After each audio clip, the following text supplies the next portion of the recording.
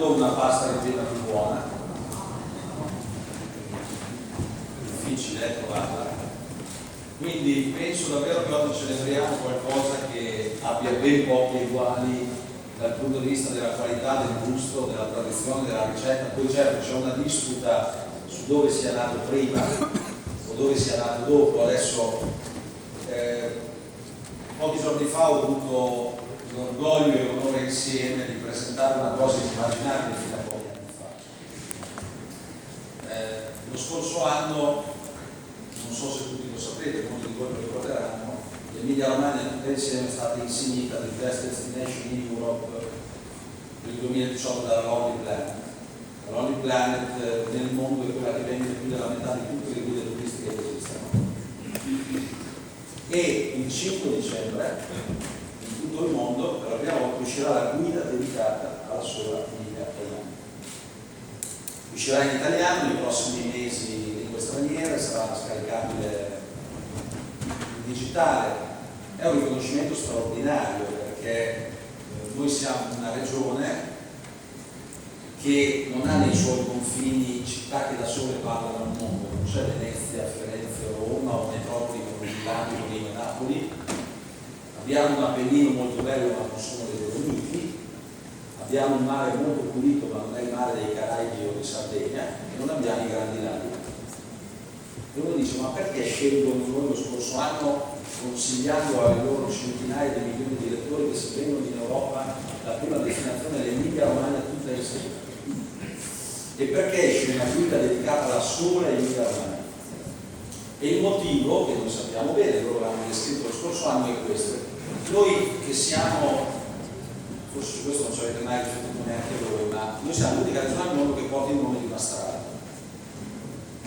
La via Emilia è millenaria, era nata per dividere e separare, ha finito per unire, uscire, diventare un grande asse non solo di collegamento ma di sviluppo del territorio. Dove nasce la via Emilia? A Rimini, in Romagna.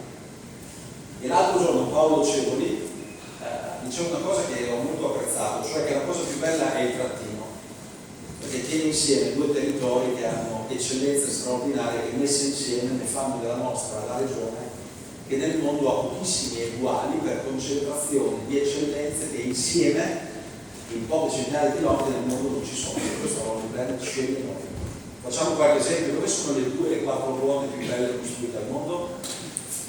Dici Maserati, Ferrari, Ducati, Lamborghini, Dallara, Pagani, per continuare. Motor Valley mondiale. Chi ha 44 prodotti ICP DOP tra tutte le regioni europee? Nessuno, solo l'Emilia Romagna. 2 miliardi e 970 milioni di euro di volume economico solo per 44 prodotti.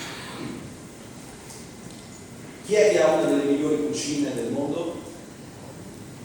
Dov'è che negli ultimi 3 anni per 2 volte un certo ristoratore è stato premiato dagli altri migliori ristoratori del mondo, quindi il migliore al mondo?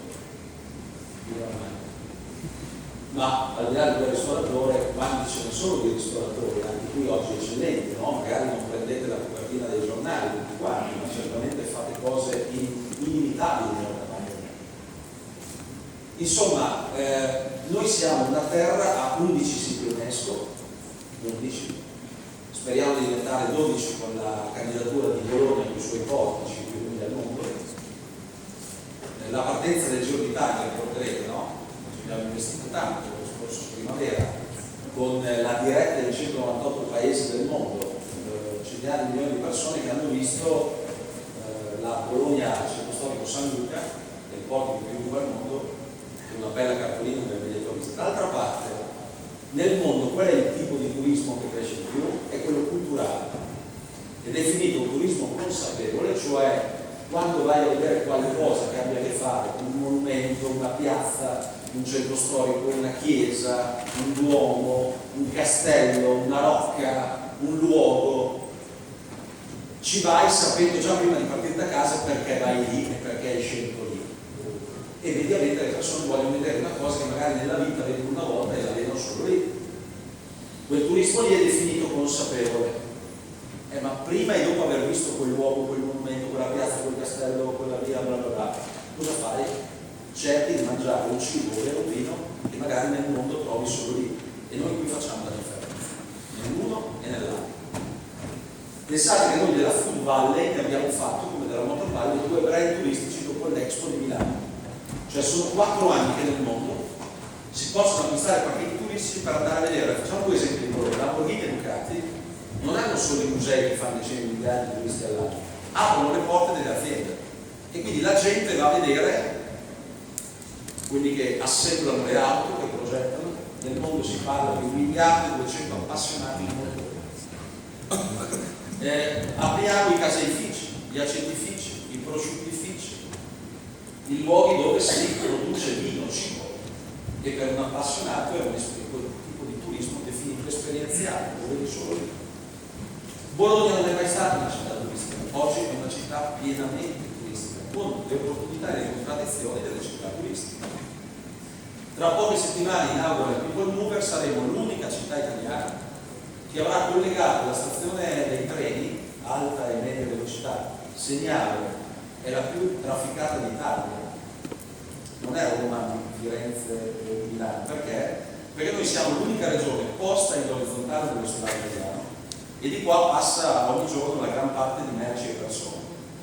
Vale per le autostrade, le strade, vale per i treni, vale per i cammini religiosi, che è un turismo in crescita formidabile.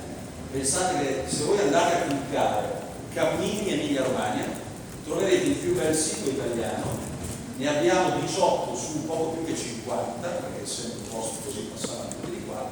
Io con la conferenza episcopale italiana, cioè con i vescovi italiani, al meeting di Rimini 2 anni fa abbiamo presentato questo progetto. Per ogni camminata trovate dove dormire, dove mangiare, cosa vedere, cosa visitare, i chilometri, la storia, la natura, bla bla bla. Il contributo del turismo all'intero prodotto interno lordo della regione è passato dall'8,6 5 anni fa al 13% di quest'anno. Io non sono un economista, ma qualsiasi economista vi spiegherebbe che un aumento del 40% su un comparto economico è qualcosa di clamoroso.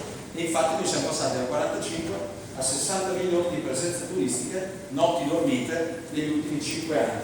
La costa fa la parte del leone, ma il vero boom che non si era mai conosciuto è le aree interne, le città d'arte, i borghi antichi, i castelli, l'Appennino, i musei. E Bologna è protagonista di questa straordinaria stagione. E allora concludo, noi abbiamo investito molto su questo, i riconoscimenti capitoli, vedete, stanno arrivando. Tenete conto che siamo alla vigilia di Parma 2020, capitale della cultura italiana, ed è l'Emilia Romagna la capitale della cultura italiana, perché chi verrà a Parma vedrete che passerà anche da Bologna, o per andare a Parma arriverà prima a Bologna. Sarà Fellini 100 anni dalla nascita, il più grande regista conosciuto, stimato italiano del mondo. Sarà i 200 anni di Artusi, uno dei padri della cucina italiana. L'anno dopo, il 2021, saranno i 700 anni della scomparsa di Dante Alighieri, il poeta più letto, amato, studiato nel mondo.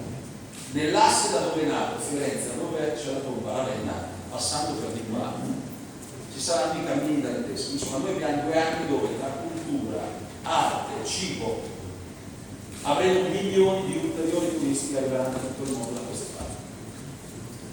Cosa c'entra questo Pellino? C'entra moltissimo, perché il Pellino è l'esemplificazione di qualcosa che nel mondo non sanno fare. Diciamo la verità, nemmeno nel resto dell'Emilia Romagna, tranne in una parte dell'Emilia centrale, o no?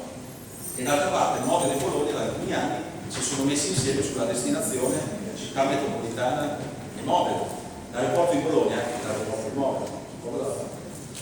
Allora lo dico perché avendo qui i sindaci alle mie spalle con le fasce di colori e avendo le istituzioni che insieme hanno lavorato molto bene in questi anni, siamo nella sede della città metropolitana. Noi come regione abbiamo voluto accompagnare ciò che da un lato è quello su cui deve investire questa regione per tornare alla piena occupazione.